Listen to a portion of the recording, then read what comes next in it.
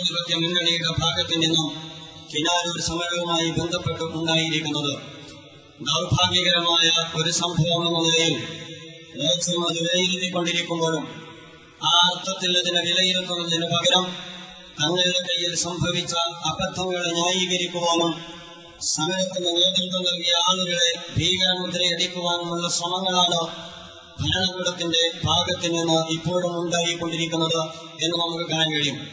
ഇത് വളരെ പ്രധാനപ്പെട്ട രീതിയിൽ പ്രതിചേർത്തുകൊണ്ട് ഒറ്റതിരിച്ച് ആക്രമിക്കാൻ ആഗ്രഹിക്കുന്നത് സോളിഡാരിറ്റി യൂത്ത് മൂവ്മെന്റിനെ തന്നെയാണ്. അതുകൊണ്ട് ചില കാര്യങ്ങൾ ഞാൻ സൂചിപ്പിക്കുവാൻ ആഗ്രഹിക്കുന്നു. സോളിഡാരിറ്റി യൂത്ത് മൂവ്മെന്റിനെ സംബന്ധിച്ചിടത്തോളം 7 വർഷത്തോളമായി കേരളത്തിൽ പ്രവർത്തിച്ചുകൊണ്ടിരിക്കുന്ന ആദർശ യുവജന പ്രസ്ഥാനമാണ് സോളിഡാരിറ്റി യൂത്ത് മൂവ്മെന്റ്. സോളിഡാരിറ്റി ഏറ്റെടുത്തുകൊണ്ടിരിക്കുന്ന വിഷയങ്ങൾ ഈ രാജ്യത്തെ പാവപ്പെട്ട അടിസ്ഥാന ജനവിഭാഗം അനുഭവിച്ചുകൊണ്ടിരിക്കുന്ന ജീവിത പ്രശ്നങ്ങളാണ് എന്ന് കാണാൻ അധികമൊന്നും ബുദ്ധിയും അതുപോലെ തന്നെ അകക്കണ്ണും വേണ്ടതുണ്ട് എന്നെനിക്ക് തോന്നുന്നില്ല. മനുഷ്യന്റെ മൗലികാവകാശങ്ങൾ നിരാകരിക്കപ്പെടുന്നിടത്താണ് കേരളത്തിൽ നൂറുകണക്കിന് ജനകീയ സമരങ്ങൾ രൂപപ്പെട്ടുകൊണ്ടിരിക്കുന്നത് എന്ന് നാം അറിയണം. ഭൂമിക്ക് വേണ്ടിയുള്ള സമരം, കിടപ്പാടത്തിന് വേണ്ടിയുള്ള സമരം, അതുപോലെ തന്നെ വിദ്യാഭ്യാസത്തിന് വേണ്ടിയുള്ള സമരം, ശുദ്ധവായുവിനും ശുദ്ധജലത്തിന് വേണ്ടിയുള്ള സമരം നമ്മുടെ കേരളത്തിൽ ഇന്ന് ശക്തി പ്രാപിച്ചുകൊണ്ടിരിക്കുകയാണ്. ഇത്തരത്തിൽ കേരളത്തിന്റെ അങ്ങിങ്ങോളം നടന്നുകൊണ്ടിരിക്കുന്ന 100-200 ജനകീയ സമരങ്ങൾ കേരളത്തിലുണ്ട് എന്ന് നമുക്ക് കാണാൻ കഴിയും. ഈ 200 സമരങ്ങളിൽ 100-ലധികം സമരങ്ങളിൽ സജീവമായ പങ്കാളിത്തം വഹിക്കുന്ന ഒരാദർശ യുവജന പ്രസ്ഥാനം കൂടിയാണ് സോളിഡാരിറ്റി യൂത്ത് മൂവ്മെന്റ്. അതുകൊണ്ട് കിനാലൂരിന്റെ മറപിടിച്ച സോളിഡാരിറ്റി യൂത്ത് മൂവ്മെന്റിനെ നമ്മുടെ വ്യവസായ മന്ത്രി ടാർഗറ്റ് ചെയ്യുന്നതിന്റെ പിന്നിലുള്ള ഒരു രാഷ്ട്രീയം മനസ്സിലാക്കുവാൻ അതിബുദ്ധിയൊന്നും നമുക്ക് വേണ്ടതില്ല. ഇനി അധികാരത്തിൽ ഇരിക്കാനുള്ളത് 1 വർഷമാണ്, അതേസമയം പോക്കറ്റിലാക്കാനുള്ളത് കോടികളാണ്. ഇങ്ങനെ അധികാരത്തിൽ നിന്ന് വിട്ടൊടിയുന്നതിന് മുമ്പ് വ്യത്യസ്തമായ പദ്ധതികളിലൂടെ തങ്ങളുടെ പോക്കറ്റിലാക്കുവാനുള്ള കോടികളുടെ മുമ്പിൽ തടസ്സമായി നിൽക്കുന്ന ജനകീയ സമരങ്ങളുടെ ജീവവായുവായ സോളിഡാരിറ്റി യൂത്ത് മൂവ്മെന്റിനെ ഭീകരമുദ്രയടിച്ചുകൊണ്ട് മാറ്റി നിർത്തിക്കഴിഞ്ഞാൽ കേരളത്തിന്റെ ജനകീയ പ്രസ്ഥാനങ്ങൾ തകർക്കാൻ കഴിയുമെന്ന വ്യാമോഹം ഈ പറയപ്പെട്ട നമ്മുടെ വ്യവസായ മന്ത്രിക്കുണ്ട് എങ്കിൽ അദ്ദേഹത്തിന് തെറ്റി എന്ന് മാത്രമല്ല, ആ തെറ്റ് അദ്ദേഹം ആവർത്തിച്ചുകൊണ്ടിരിക്കുന്നു എന്ന് മാത്രമല്ല, അന്ധൻ ചാണകത്തിൽ ചവിട്ടിയതുപോലെ വീണ്ടും വീണ്ടും അബദ്ധങ്ങളിൽ നിന്ന് അബദ്ധങ്ങളിലേക്ക് അദ്ദേഹം കൂട്ടുകുത്തിക്കൊണ്ടിരിക്കുകയാണ് എന്ന് പറയാതിരിക്കാൻ നിർവാഹമില്ല. ഇത് വളരെ എളുപ്പമുള്ള പരിപാടിയാണ്. ഞങ്ങൾക്കറിയാം ഞങ്ങൾ ടാർഗറ്റ് ചെയ്യുന്നതിന്റെ പിന്നിലുള്ളത് എന്താണ് എന്ന്. NH-47 NH-17 സർവകക്ഷിയോഗം വിളിച്ചു ചേർത്തിട്ട് അങ്ങ് ഡൽഹിക്ക് വണ്ടി കയറുമ്പോൾ പോലും മനസ്സോടുകൂടിയാണ് പലരും വണ്ടി കയറിയിട്ടുള്ളത്. കാരണം അവരുടെ മനപ്പായസമാണ് അവർക്ക് അടുപ്പത്തിൽ നിന്ന് ഇറക്കി വെക്കേണ്ടി വന്നത് എന്നുള്ളത് കൊണ്ടാണത്. BOT അടിസ്ഥാനത്തിൽ കേരളത്തിൽ റോഡ് വെട്ടാൻ ഒരു വിയോജിപ്പമില്ലാത്ത പ്രസ്ഥാനമാണ് ഇടതുപക്ഷ പ്രസ്ഥാനം. ഇവിടെ നിന്ന് അങ്ങോട്ട് പുറകോട്ട് പോയാൽ ചങ്ങല സമരത്തിന്റെ പിന്നിൽ, പാച്ചുമട സമരത്തിന്റെ പിന്നിൽ, അതുപോലെ തന്നെ അങ്ങ് കണ്ണൂരിൽ എയർപോർട്ടുമായി ബന്ധപ്പെട്ട് പുതുതായി കെട്ടിപ്പടുത്തുകൊണ്ടിരിക്കുന്ന വൻപാതയുമായി ബന്ധപ്പെട്ട വിഷയത്തിൽ ഇതെല്ലാം നമ്മുടെ വികസനമൂഹിയായ അങ്ങനെ വികസനം കൊണ്ടുവരാൻ വേണ്ടി അത്യുത്സാഹം കാണിച്ചുകൊണ്ടിരിക്കുന്ന നമ്മുടെ വ്യവസായ മന്ത്രി മുൻകൈയെടുത്തുകൊണ്ട് നടക്കുന്ന ഒരുപാട് പദ്ധതികളാണ്. ഞങ്ങൾക്കറിയാം അദ്ദേഹം മുൻകൈയെടുത്തുകൊണ്ടിരിക്കുന്ന പല പദ്ധതികളുമായി ബന്ധപ്പെട്ട അതിന്റെ മാർഗതടസ്സം നിന്നുകൊണ്ടിരിക്കുന്നത് സോളിഡാരിറ്റി യൂത്ത് മൂവ്മെന്റാണ്. ഇത് കിനാലൂരിന് മാത്രമല്ല, കിനാലൂരിന് മുമ്പും വ്യവസായ മന്ത്രി പറഞ്ഞിട്ടുണ്ട്, നിങ്ങളൊന്നും സമ്മതിക്കൂല, നിങ്ങൾ എങ്ങനെയും മുന്നോട്ട് പോകാൻ അനുവദിക്കൂല, നിങ്ങൾ എല്ലാ വികസനത്തിനും എതിരാൻ. ഞങ്ങൾക്ക് പറയുവാനുള്ളത് ബഹുമാനപ്പെട്ട മന്ത്രിയോട് നിങ്ങൾക്ക് വികസനം കൊണ്ടുവരാം. ആർക്ക് വേണ്ടിയുള്ള വികസനം എന്ന് വിശദീകരിക്കണം, എന്തിനു വേണ്ടിയുള്ള വികസനം എന്ന് വിശദീകരിക്കണം, അതിന്റെ ഗുണഭോക്താക്കൾ ആര് എന്ന് വിശദീകരിക്കണം. എന്നിട്ട് നമുക്ക് ഒറ്റക്കെട്ടായി നടത്താം. ഈ വ്യവസായ മന്ത്രിയുടെ പിന്നിൽ നിലയുറപ്പിക്കുവാൻ സോളിഡാരിറ്റി യൂത്ത് മൂവ്മെന്റ് സന്നദ്ധമാണ്. അതിനപ്പുറത്തേക്ക് ഈ രാജ്യത്തെ ജനവിഭാഗത്തെ വിസ്മരിച്ചുകൊണ്ട് അടിസ്ഥാന ജനവിഭാഗത്തിന്റെ താല്പര്യങ്ങളെ പരിഗണിച്ചുകൊണ്ടുള്ള വികസന പദ്ധതികൾക്ക് നേതൃത്വം കൊടുക്കുമ്പോൾ കിനാലൂർ കണ്ട് നിർത്തുവാൻ സോളിഡാരിറ്റി തീരുമാനിക്കുന്നില്ല. കിനാലൂര് വിജയിപ്പിച്ചിട്ട് ഇനിയും ഒരുപാട് കിനാലൂരുകൾ ആവർത്തിച്ചാൽ അവിടെയും ചെറുത്തുനിൽപ്പിന്റെ സമരാധ്യായം രചിക്കാൻ സോളിഡാരിറ്റി യൂത്ത് മൂവ്മെന്റ് ഈ രാജ്യത്തെ അടിസ്ഥാന ജനവിഭാഗത്തോടൊപ്പം ഉണ്ടാകുമെന്ന് മുന്നറിയിപ്പ് നൽകുവാൻ ഈ സന്ദർഭം ഞാൻ ഉപയോഗപ്പെടുത്തുകയാണ്. ഒരുപാട് കാര്യങ്ങൾ പറയുവാനുണ്ട്. പരിമിതമായ സമയത്തിനകത്ത് നിന്നുകൊണ്ട് ചില കാര്യങ്ങൾ എന്റെ പ്രിയപ്പെട്ട സുഹൃത്തുക്കളുടെ ശ്രദ്ധയിൽ എടുത്തുപോകാൻ ഞാൻ ആഗ്രഹിക്കുകയാണ്. കിനാലൂരുമായി ബന്ധപ്പെട്ട് സമരം നടന്നപ്പോഴാണ് നമ്മുടെ ഇന്റലിജൻസിൽ നിന്ന് പരാജയമാണ് നൽകിയത്. ആഭ്യന്തര വകുപ്പ് പരാജയമാണെന്ന് അറിഞ്ഞത്. കാരണം കിനാലൂർ എന്ന് പറയുന്ന ഒരു ഗ്രാമം കേന്ദ്രീകരിച്ചുകൊണ്ട് മാവോയിസ്റ്റ് തീവ്രവാദി പ്രസ്ഥാനങ്ങൾ ഇത്രയും ആസൂത്രിതമായി പ്രവർത്തിക്കുന്നത് കണ്ടെത്തുവാൻ നമ്മുടെ ആഭ്യന്തര വകുപ്പിന് കഴിഞ്ഞിട്ടില്ല എങ്കിൽ ജനങ്ങളോട് കളി തോന്നുന്നതിന് പകരം ആഭ്യന്തര വകുപ്പിനോട് ഒഴിയാനല്ലേ നമ്മുടെ വ്യവസായ മന്ത്രി പറയേണ്ടത്. ഞാൻ പറയുന്നു, അത്ര ലാഘവത്തോടുകൂടി ഒരു ഭരണകൂടം ഇങ്ങനെ പ്രയോഗിക്കാൻ പാടില്ല. മാവോയിസം പ്രയോഗിക്കാൻ സുഖമാണ്, അതുപോലെ തന്നെ തീവ്രവാദം പ്രയോഗിക്കാൻ സുഖമാണ്. പക്ഷേ ഇത്ര ലാഘവത്തോടുകൂടി ഒരു രാജ്യത്തിന്റെ ഉത്തരവാദപ്പെട്ട മന്ത്രിമാർ സംസാരിക്കരുത് എന്നാണ് എനിക്ക് പറയുവാനുള്ളത്. എത്ര ഭീകരമാണ് നിങ്ങൾ ആലോചിച്ചു നോക്കുക. ഇന്ന് രാവിലെയും നമ്മൾ പത്രത്തിൽ വായിച്ചോ 40ഓളം ആളുകൾ മാവോയിസ്റ്റുകളുടെ ആക്രമണം കൊണ്ട് വധിക്കപ്പെട്ടു. ഒരുപക്ഷെ നേരത്തെ അറിഞ്ഞത് നേരാണോ എന്നറിയാം. മറ്റു പത്രങ്ങൾ പരതേണ്ടി വരുന്ന പത്രത്തിൽ വന്ന വാർത്തയനുസരിച്ചുകൊണ്ട് ഈ രാജ്യത്ത് ഇന്നുവരെ ഉപയോഗിക്കപ്പെടാത്ത മാരകായുധമാകുന്ന ചാണകം ഉപയോഗിച്ചിട്ടാണോ 40 പേരെ മാവോയിസ്റ്റുകൾ കൊന്നത് എന്ന് വ്യക്തമാക്കുവാൻ ഇവരൊക്കെ സന്നദ്ധമാകേണ്ടതുണ്ട്. ഞാൻ പറയും, മാവോയിസ്റ്റുകൾ ഒരുപക്ഷെ മാനനഷ്ട കേസ് കൊടുക്കാൻ സാധ്യതയുണ്ട്. ഒരു ജനകീയ സമരത്തിന് നേരെ ഇത്തരത്തിലുള്ള ഭീകരമായ ആരോപണങ്ങൾ ഉന്നയിച്ചുകൊണ്ട് ഒരു ജനകീയ സമരങ്ങൾ ഉയർത്തിക്കൊണ്ടിരിക്കുന്ന മൗലികമായ പ്രശ്നങ്ങളിൽ നിന്ന് എത്ര കാലം ഒരു മന്ത്രിക്ക് ഒഴിച്ചുകൊള്ളാൻ കഴിയും? അഴിച്ചുകൂടിയിട്ട് കാര്യമില്ല. മോന്തകാലം മോന്ത, അങ്ങനെയല്ലേ പറയുന്നത്? ചാനലുകളുടെ കാലത്ത് ആരും കബളിപ്പിക്കരുത്, മോന്തകാലമെന്ന വ്യവസായ മന്ത്രി പറഞ്ഞത്. അതുകൊണ്ട് മോന്തകാലം അതുകൊണ്ട് ആർക്കും ഈ സമരത്തിൽ നിന്നും ഒളിച്ചോടാൻ കഴിയില്ല എന്നാണ് ഞാൻ പറയുക.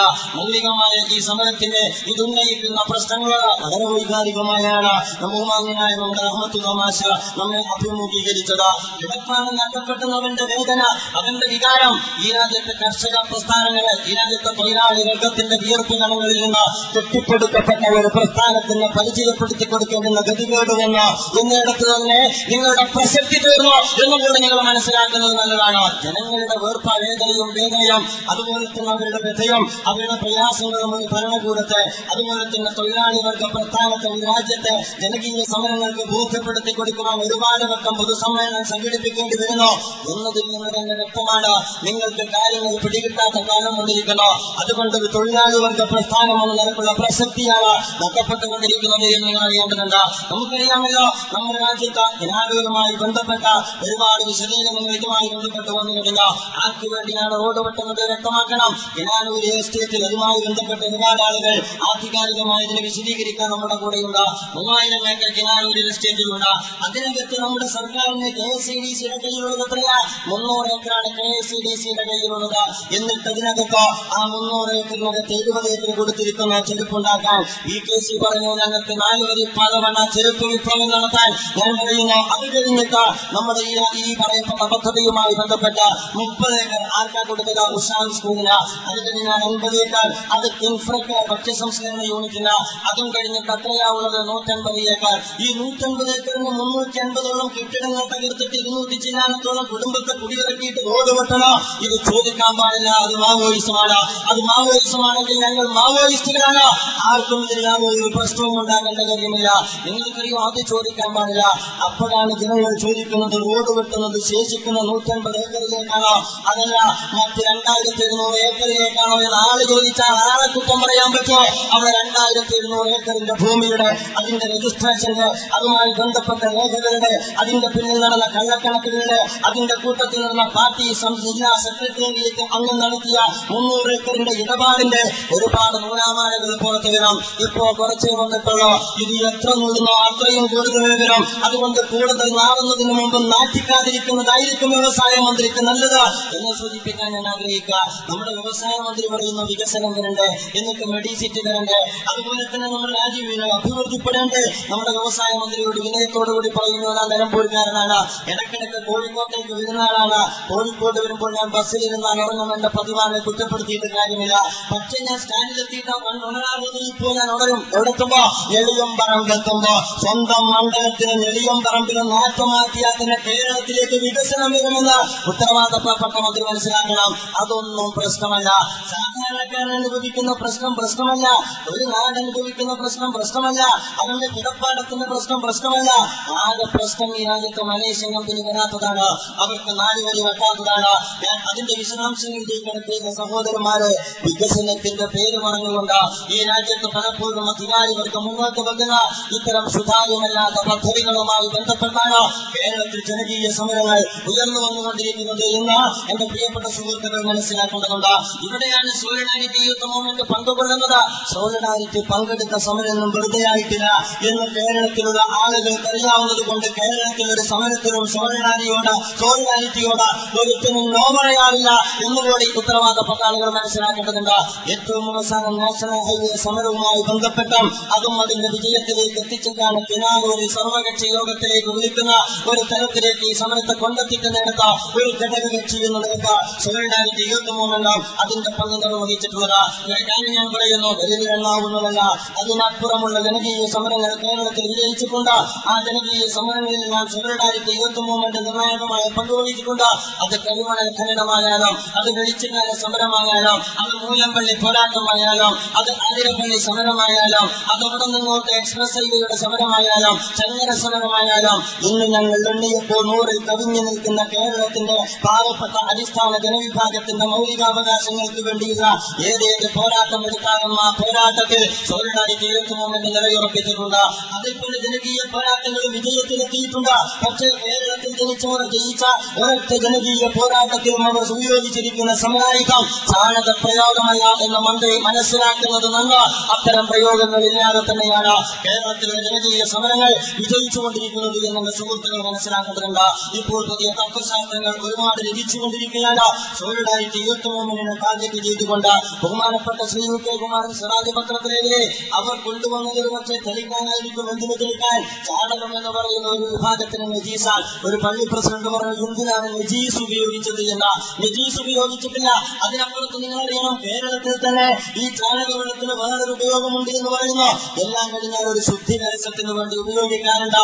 ഇതിനെക്കുറിച്ച് UK കുമാരൻ എഴുതി ഈ പറയപ്പെട്ട നല്ല ശാലീയ സുന്ദരമായ അതുപോലെ തന്നെ ശ്രീരാജ്യത്തിന് ഗ്രാമീണ അന്തരീക്ഷം നിലനിൽക്കുന്ന കിനാലൂരിന്റെ മനുഷ്യമായ വിശുദ്ധമാണ് ഭൂകെട്ടവനും അതുപോലെ തന്നെ ഗ്രാനൈഡ് പിടിച്ചവനുമൊക്കെ കടന്നു വന്നിട്ട് തിരിച്ചു പോയാൽ ആ മണ്ണൊന്ന് ശുദ്ധീകരിക്കാൻ വേണ്ടിയിട്ട് ആരെങ്കിലും ചാണകവെള്ളം കരുതിയിട്ടുണ്ടെങ്കിൽ അത് ഒരു ലക്ഷാവണ്ണം മേലെ ഗ്രാനൈഡ് വന്ന് പൊട്ടുമ്പോൾ കയ്യിലുള്ളത് പുറത്തേക്കെറിയുകയാണ്. മറ്റെന്താണ് പ്രതിരോധത്തിന്റെ സാധാരണക്കാർ ചെയ്യുക? ഇതും സോളിഡാരിറ്റി പറഞ്ഞതല്ല, ഇത് UK കുമാരൻ പറഞ്ഞതാണ്. അദ്ദേഹത്തെ ദയവ് ചെയ്ത് മാവോയിസ്റ്റാക്കരുത് എന്നൊരു സാഹിത്യകാരനാണ്. പറയുന്നവൻ മാവോയിസ്റ്റ, എതിർക്കുന്നവൻ തീവ്രവാദി. ഇങ്ങനെ പോയാൽ കേരളത്തിന്റെ ജനാധിപത്യ സംവിധാനം എന്താകാം? ഞങ്ങൾ മാത്രമാണ് പരിശുദ്ധവാദികൾ. ഇങ്ങനെ പറഞ്ഞു പിറകോട്ട് നോക്കുമ്പോ അത്യാവശ്യം തടിയും കരവുമുള്ള വീരനിപ്പോ വീരന്മാര് കൂട്ടത്തിലില്ല. ഏറെക്കുറെ ആ അർത്ഥത്തിലുള്ള ആളുകളൊക്കെ ഇപ്പൊ കൂടൊഴിഞ്ഞു പോവുക. ഞങ്ങളുടെ നാട്ടിൽ പദപ്രയോഗമുണ്ട്, എപ്പോഴാണ് പേനല്ല, ഞാനതിപ്പോ പറയുന്നില്ല. ആ ഒരു സ്വഭാവത്തിൽ പിന്തുണ നഷ്ടപ്പെട്ടുകൊണ്ടിരിക്കുന്ന ഒരു സാഹചര്യത്തിലാണ് മറ്റുള്ളവന്റെ ജാതകം നോക്കുന്നത്, മറ്റുള്ളവന്റെ നിലപാട് നോക്കുന്നത്. ഞാൻ പറയുന്നു, ഒരു സമയത്ത് ആ സമരം ഉയർത്തുന്ന മൗലികമായ പ്രശ്നങ്ങളെ മുന്നിൽ വെച്ചുകൊണ്ട് അഭിമുഖീകരിക്കുവാനുള്ള ആർജവം കാണിക്കണം. ഞാൻ നിങ്ങൾക്ക് പോരുമ്പോ എന്റെ സുഹൃത്തിനോട് ചോദിച്ചു, എന്താണ് ഈ ചാണകത്തിന്റെ രാസഘടന എന്ന്. കാരണം നേരത്തെ പറഞ്ഞ പോലെ നേരത്തെ അറിയാനുള്ള പത്രത്തിൽ ഇപ്പോൾ വന്നുകൊണ്ടിരിക്കുന്ന ഫിലോസഫിക്കൽ ഡിസ്കഷനുകൾ ഈ സമയത്തെ എങ്ങനെ തകർക്കാം, എങ്ങനെ തകർക്കാം എന്ന സ്വഭാവത്തിലുള്ളതാണ്. അങ്ങനെ എന്റെ സുഹൃത്തിനോട് ചോദിച്ചപ്പോൾ അദ്ദേഹം പറഞ്ഞു, ഈ ചാണകത്തിനകത്ത് ലിഗ്നിൻ, അതുപോലെ തന്നെ സെല്ലുലോസ്, അതോടൊപ്പം തന്നെ കാർബൺ, നൈട്രജൻ എന്നീ ഘടകങ്ങളാണ് ചാണകത്തിനകത്തുള്ളത്. ഞാൻ പേടിക്കുന്നു, കാരണം ഈ പറഞ്ഞതൊക്കെ കത്താൻ സാധ്യതയുള്ളതാണ്. ജിൻസിന് കത്താൻ അത് ഇന്ധനത്തിന് ഉപയോഗിക്കുന്നതാണ്. അതുപോലെ തന്നെ സെല്ലുലോസും അങ്ങനെ തന്നെയാണ്. പിന്നെ കാർബണും നൈട്രജനും. പിന്നെ ചാണകത്തിൽ ഒഴിച്ചതെന്താ? പിന്നെ ചാണകത്തിൽ ഒഴിച്ചത് പച്ചവെള്ളം. അങ്ങനെ നിങ്ങൾ പറയരുത്. പച്ചവെള്ളം എന്ന് പറഞ്ഞാൽ H2O അഥവാ ഹൈഡ്രജനും ഓക്സിജനും. ഹൈഡ്രജനോ കത്തും, ആളിക്കത്തും. അത് കഴിഞ്ഞാൽ പിന്നെ ഓക്സിജൻ ചേർന്നാലോ അത് തീ പടർന്നു കത്തും. അപ്പോൾ ഹൈവേ ഇൻഫ്ലൈമബിളായ ആയുധമാണ് സോളിഡാരിറ്റി യൂത്ത് മൂവ്മെന്റിന്റെ നേതൃത്വത്തിൽ നാളെ ഉപയോഗിച്ചത് എന്ന് ഒരു പക്ഷേ നേരത്തെ അറിയാൻ നിങ്ങളുടെ മുമ്പിൽ പത്രം വരാം. അതും നിങ്ങൾ പ്രതീക്ഷിക്കേണ്ടതുണ്ട്. ഇങ്ങനെയാണ് കാര്യങ്ങൾ പോകുന്നത് എന്നത് അത്യന്തം അപകടകരമാണ് എന്നാണ് പ്രിയമുള്ള സഹോദരന്മാരെ ഞാൻ പറഞ്ഞു വരുന്നത്. ഈ സ്വഭാവത്തിൽ ഒരുപാട് ആരോപണങ്ങൾ, മാവോയിസ്റ്റുകളുടെ സ്വഭാവം, അതുപോലെ തന്നെ ചാണകായുധ ജമാഅത്തെ ഇസ്ലാമിയുടെ ഒരു മന്ത്രി ചോദിക്കുക, ചാണകത്തിൽ ജമാഅത്തെ ഇസ്ലാമിന്റെ നിലപാടെന്താ? ചോദിക്കുന്നതിൽ നിലവാരമുണ്ട്. ചാണകത്തിൽ ജമാഅത്തെ ഇസ്ലാമിന്റെ നിലപാടല്ല ചോദിക്കേണ്ടത്. കിനാലൂർ സംഭവത്തിൽ ജമാഅത്തെ ഇസ്ലാമിന്റെ നിലപാടെന്താ എന്ന് വ്യക്തമാക്കിയിട്ടില്ല. അതിനപ്പുറം ഒരു മന്ത്രി ചോദിക്കുന്ന ചോദ്യം ഞാൻ വെറുതെ പറയില്ല. മോന്ത കാണും മോന്ത, നിങ്ങൾ ചാനലെടുത്ത് നോക്കിയാൽ മതി, അതിനകത്ത് കാണാം ചാനലത്തിൽ ജമാഅത്തെ ഇസ്ലാമിന്റെ നിലപാടെന്താ. ഈ സ്വഭാവത്തിലാണ് നമ്മുടെ ആളുകൾ, ഉത്തരവാദപ്പെട്ട മന്ത്രിമാർ വരെ പ്രതികരിച്ചുകൊണ്ടിരിക്കുന്നത്. നിങ്ങൾക്കറിയോ ആരാ ജമാഅത്തെ ഇസ്ലാമിലെയും സോളിഡാരിറ്റിയെയും ജനകീയ സമരായുധം പഠിപ്പിക്കുന്നത്? നിങ്ങൾ പഠിപ്പിക്കുന്നത്. ഞങ്ങൾക്കറിയാം, കേരളത്തിലേക്ക് വന്ന് ADB ഉദ്യോഗസ്ഥന്മാരെ മേലെ കൈയൊഴി ചെയ്യുന്നവർ ചോദിച്ച ആളുകൾ സോളിഡാരിറ്റി യൂത്ത് മൂവ്മെന്റിന്റെ സമരായുധം പഠിപ്പിക്കരുത് എന്ന് താക്കീത് നൽകാൻ ഈ സന്ദർഭം ഞാൻ ഉപയോഗപ്പെടുത്താം. അതുകൊണ്ട് തീർന്ന അധ്യാപകനെ വിദ്യാർത്ഥികളുടെ മുമ്പിൽ വെച്ച് വെട്ടിക്കൊലപ്പെടുത്തിയവർ, അതുപോലെ തന്നെ SI DYSP അടിച്ചു എന്ന് ചെയ്യാം, SI ഒരു പ്രകോപനവുമില്ലാതെ പോലീസ് സ്റ്റേഷനിൽ പോയി മർദ്ദിക്കുന്നവർ, അത് കഴിഞ്ഞിട്ട് പൊതുമുതൽ നശിപ്പിക്കുന്നവർ, എന്നിട്ട് അതും പോരാഞ്ഞിട്ട് പലപ്പോഴും തങ്ങളുടെ രാത്രിയെ വൈദ്യം തീർക്കാൻ അങ്ങ് പാപ്പിനിശാലയിലെ പറശ്ശിനിക്കടവ് ഇടജന്തുക്കളെ പാമ്പുകളെ ചുട്ടുകൊന്നവർ, ഇത്ര വൃത്തികെട്ട സമരരീതി സൂക്ഷിക്കുകയും എന്നിട്ടത് നിലനിർത്തുകയും ചെയ്യുന്നവരോട് ഞങ്ങൾക്ക് പറയാനുള്ളത്, പാമ്പിനെ ചുട്ടും മനുഷ്യനെ കൊന്നൊടുക്കുകയും തലക്കൊയ്ത്ത് നടത്തിയിട്ടും കരിയൊഴിച്ചിട്ടുമുള്ള സമരമാണ് ജനാധിപത്യ സമരം രീതിയെങ്കിൽ അത് നിങ്ങൾക്കാവാം, അത് സോളിഡാരിറ്റി യൂത്ത് പഠിക്കത്തില്ല. അപ്പോ അത് ജനാധിപത്യ സമര രീതി ചാണകോ, അത് ഭീകരമായ മാവോയിസ്റ്റ് സമര രീതി.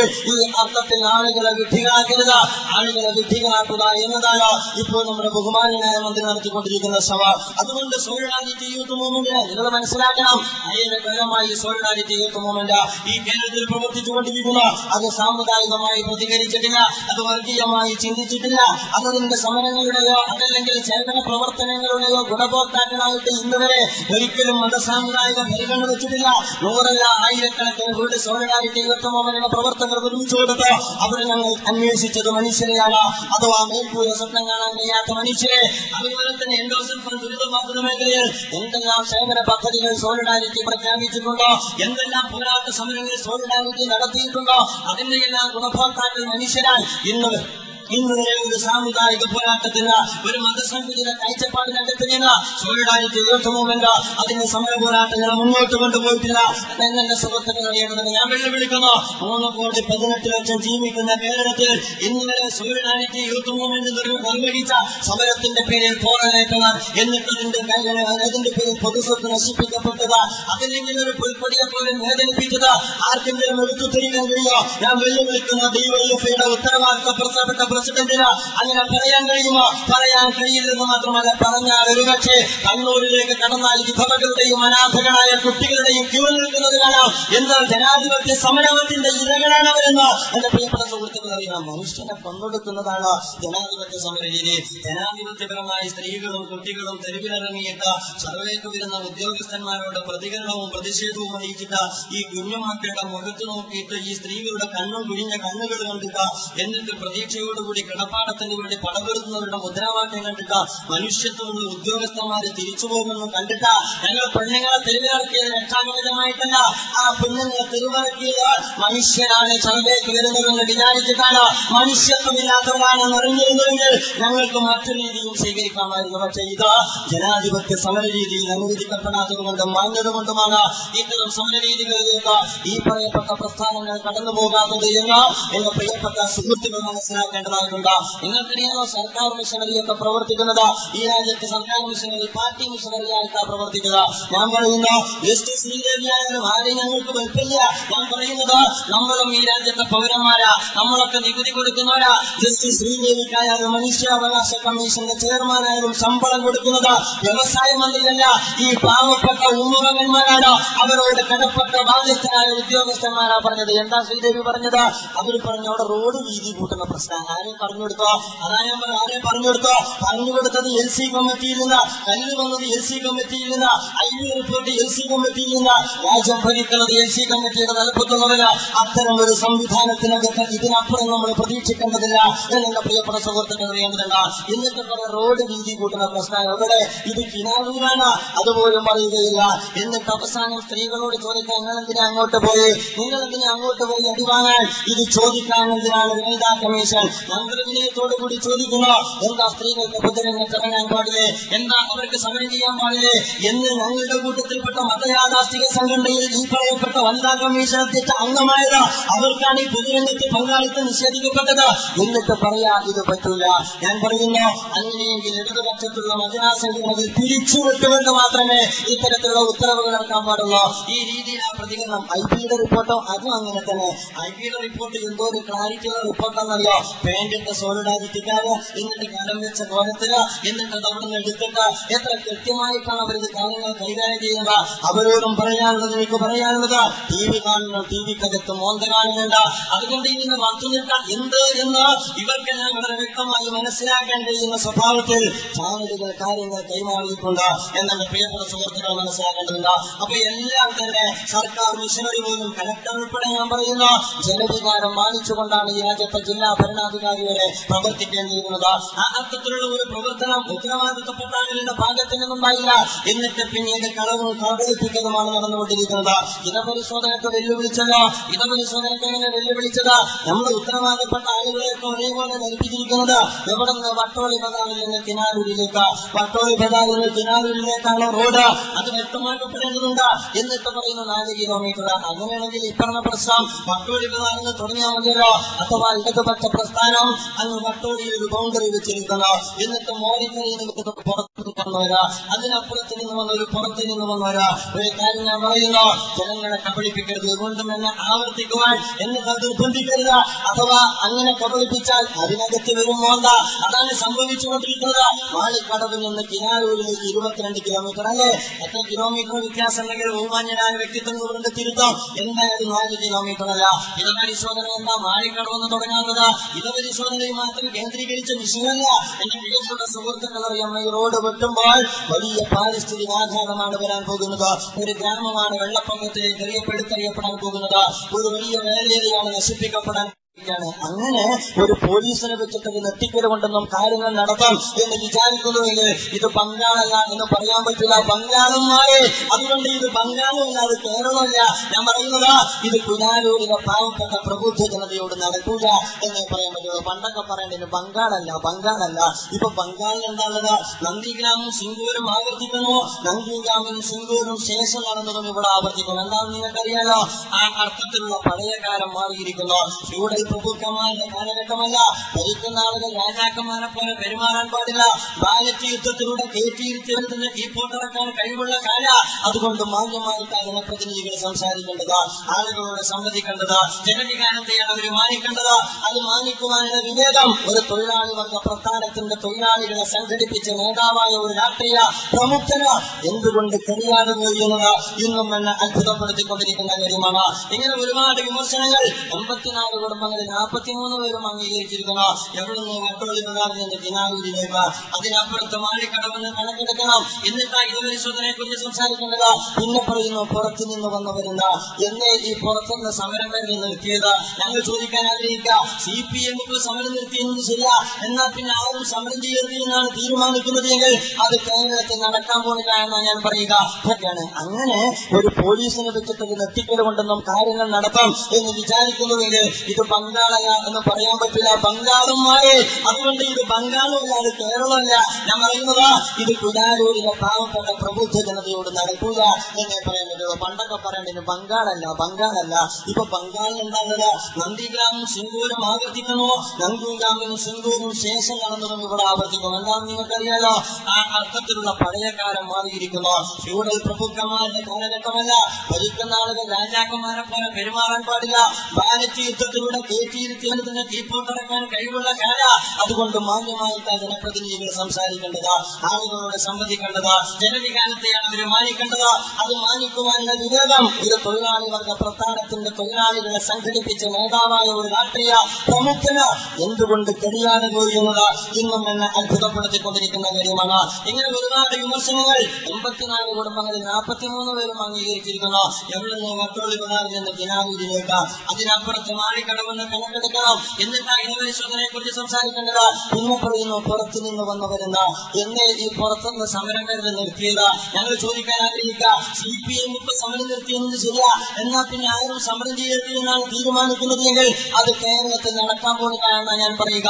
പുറത്തുനിന്ന് വന്നു എന്നതാണ് പ്രശ്നം. ഞാനൊന്ന് ചോദിക്കട്ടെ, അങ്ങനെയെങ്കിൽ കേരളത്തിൽ കമ്മ്യൂണിസ്റ്റ് പാർട്ടി കെട്ടിപ്പിടിക്കപ്പെടുമായിരുന്നുവോ?